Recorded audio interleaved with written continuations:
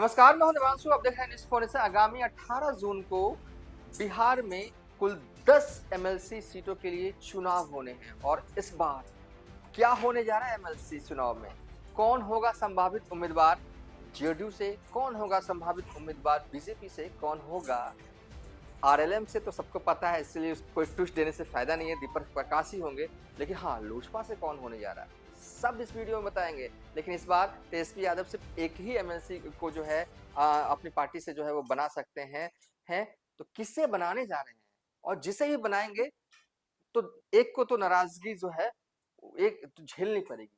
तो इस वीडियो में सबसे पहले ये देखते हैं हम कि आखिर किनका कार्यकाल खत्म हो रहा है। कुल जैसा हमने कहा कि कुल 10 सीटों पर एमएलसी के चुनाव होने, एक सीट इसलिए बढ़ गई है क्योंकि नीतीश कुमार का कार्यकाल एमएलसी से उन्होंने इस्तीफा दिया, राज्यसभा गए, तो उस सीट पर उपचुनाव होगा। तो उसका जो मैथमेटिक्स है, पॉलिटिकल जो गणित है, वो यहाँ पे काउंट नहीं होगा। और कहा जा रहा है कि उस सीट पर जो है वो निशांत जो है वो एमएलसी बनेंगे।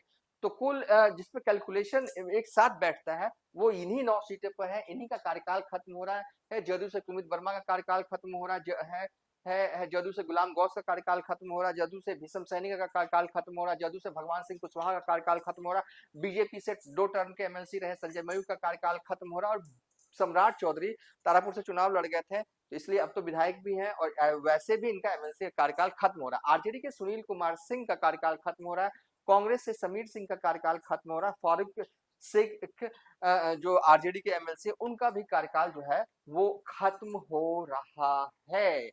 तो जो नंबर्स गेम बिहार विधानसभा में, देखिए ये जो चुनाव हो रहा है एमएलसी का 9 सीटों पर, वो विधानसभा कोटे से चुनाव हो रहा है। यानी कि विधानसभा कोटे जब हम कह रहे हैं तो इसका कहने का तात्पर्य है कि बिहार विधान परिषद में कई कोटे के तहत जो है वो चुनाव होते हैं। जैसे कि स्नातक स्तर पे चुनाव होता है, जैसे कि पंचायत स्तर पे चुनाव होता है, तो उस पे अलग-अलग वोटिंग होती है।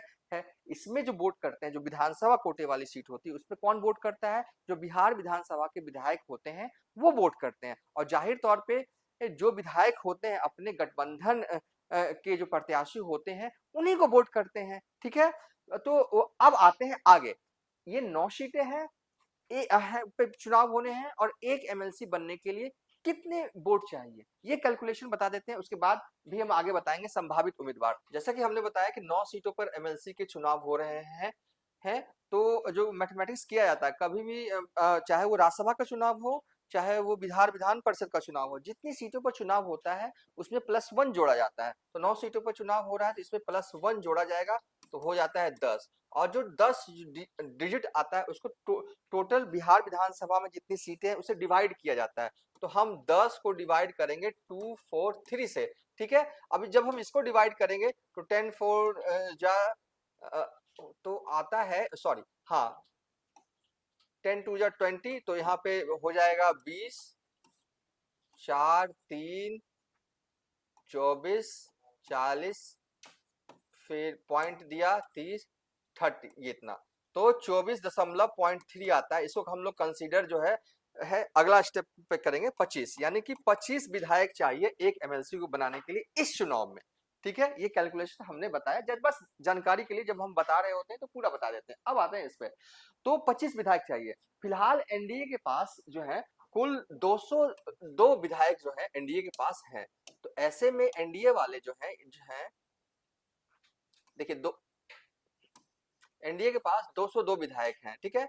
तो इस हिसाब से देखें तो 9 सीट पर चुनाव हो रहा है, और ऐसे में हम अगर 20 25 इंटू सॉरी 25 इंटू 8 करते हैं तो ये होता है 200, यानी कि कुल 8 सीट पर जो है एनडीए के उम्मीदवार जो है अपने उम्मीदवार भेज सकते हैं। और महागठबंधन ये जो एमजी है 35 सीटें हैं, जिसमें कि आरजेडी के पास 25 सीटें, यानी कि आरजेडी एक सीट पर उम्मीदवार जो है वो भेज सकती है।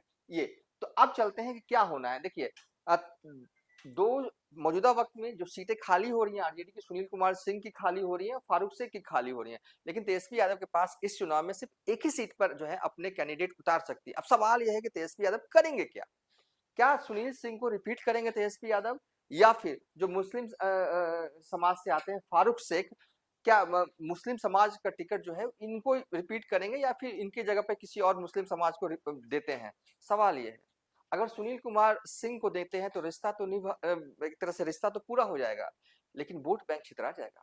एआईएम वालों ने आगामी 2 तारीख को बैठक बुलाई है। बैठक इसी संदर्भ में बुलाई है, वो जानना चाहते हैं एआईएम वाले कि आरजेडी वाले किससे उम्मीदवार बनाएंगे। क्योंकि देखिए वैसे भी 2025 में हमने ये देखा कि मुस्लिम समाज के लोग जो हैं वो काफी नाराज रहे कई सीटों पर। तेजस्वी यादव या कहें कि उनके गठबंधन को उन्होंने वोट नहीं दिया, और ऐसे में एक एम की सीट कट जाएगी तो फिर और कहीं ना कहीं एक मैसेज जो है मुस्लिम समाज में पॉजिटिव आरजेडी के लिए नहीं जाएगा। और अगर नहीं भी जा रहा होगा तो एआईएम वाले जरूर ये दबाव बनाने की कोशिश जो है वो आने वाले वक्त में करने वाले हैं तेजस्वी यादव पर, कि जो एक सीट जो आपके पास है एमएलसी पर, उसे किसी मुस्लिम समाज के ही उम्मीदवार को जो है वो प्रत्याशी बनाइए। लेकिन सवाल यह है कि फिर सुनील सिंह कैसे रिपीट होंगे। मतलब कि ये जो वक्त है ना तेजस्वी यादव के लिए, कहीं ना कहीं आप ये कह सकते हैं कि वो करे तो करे क्या, मतलब किस रास्ते पे चले। मतलब कि एक है कि एक ही सीट है उनके पास, या तो फिर वो मुस्लिम समाज को दे दें या फिर सुनील कुमार सिंह को रिपीट करें। अगर सुनील कुमार सिंह को रिपीट करते हैं तो कहीं ना कहीं मुस्लिम समाज के बीच ये मैसेज जो है वो नेगेटिव में जाएगा, और इसको भुनाने की कोशिश जो है उनके विरोधियों की तरफ से की जा सकती है। और ये तेजस्वी यादव अच्छी तरीके से जानते हैं। अगर मुस्लिम समाज के किसी को दे देते हैं तो कहीं ना कहीं सुनील कुमार सिंह को नहीं देते हैं तो भी इसका नुकसान तेजस्वी यादव को है, क्योंकि तेजस्वी यादव के सबसे करीबी नेताओं में से एक है। जब हम कह रहे हैं ना करीबी नेताओं में से एक, तो बस यूं ही नहीं, और जो लोग आरजेडी को जानते हैं, चाहे जो लोग तेजस्वी यादव को जानते हैं, वो इस बात को जानते हैं। कुछ इसमें ऐसा नहीं है कि हम कुछ आपको नया बता रहे हैं। अब बीजेपी और जदयू में क्या होना है, जैसा कि इसके हिसाब से आपको दिख रहा होगा कुल 8 सीटों पर चुनाव जो है हो रहे हैं। उसमें से कहा जा रहा है, जो जानकारी हमारे पास आई है उसके हिसाब से एक सीट इन 8 सीटों में से एनडीए जो है अपने प्रत्याशी भेज सकती है, यानी कि एमएलसी बना सकती है, क्योंकि नंबर्स हैं उनके पास। इन 8 में से एक सीट तो आरएलएम के पास चल गई, क्योंकि दीपक प्रकाश जो है मौजूदा वक्त में मंत्री हैं लेकिन किसी सदन के सदस्य नहीं है, तो ऐसे में एक सीट आरएलएम के पास जाएगी। और एक हमारे पास पुख्ता जानकारी ये है कि एक सीट लोजपा को जा रही है, चिराग पासवान की पार्टी को जा रही है।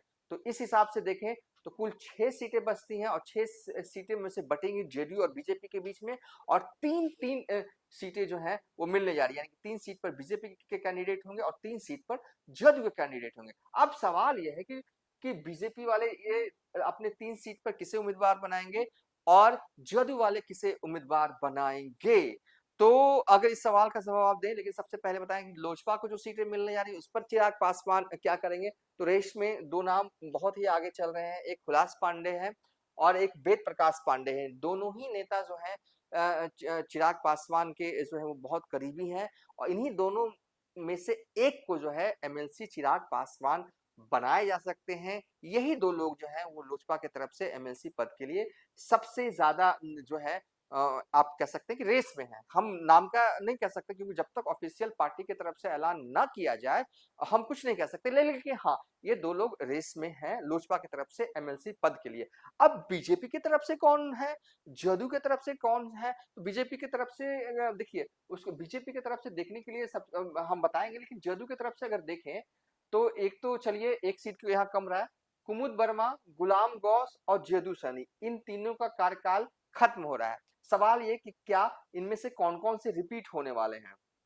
तो देखिए ये रिपीट नहीं होने वाले गुलाम गौस। जो जानकारी जो सूचना हम तक पहुंची है उसके हिसाब से कि गुलाम गौस का कार्यकाल खत्म हो रहा है और जेडीयू इन्हें रिपीट नहीं करने जा रही है किसी और मुस्लिम चेहरे पे जो है वो दाव जो है वो जदयू वाले जो है वो खेलें। कौन हो सकते हैं, रेस में कई नाम हैं, चाहे आप अशफाक करीम को रख ले, चाहे जदयू के पूर्व सांसद रह चुके हैं साबिर अली, वो भी जो है वो रेस में है, ककसाह परवीन है जो है वो भी जो है वो रेस में है। तो मतलब कि जदयू ये जोखिम नहीं लेगी कि अगर मुस्लिम समाज के किसी शख्स का कार्यकाल खत्म हो रहा है तो उस सीट पर किसी अन्य समाज को जो है उम्मीदवार बनाए, ये हमें लगता नहीं है और ऐसा होगा। और तो फिर ऐसे में क्या होगा, गुलाम गौस क्या रिपीट होंगे, जानकारी हमारे पास उसके हिसाब से नहीं होने जा रहे हैं।